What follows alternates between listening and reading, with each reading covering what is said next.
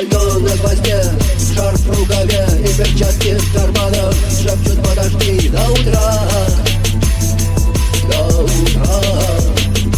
Но странный звук зовет дорогу. Может, сердце, может, звук песни. И когда я вернусь на пороге, я скажу одно лишь слово: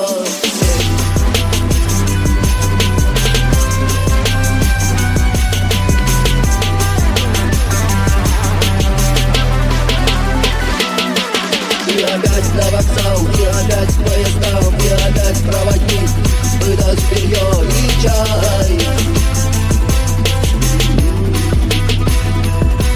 И опять не усну, и опять сквозь грохот колес мне послышится слово: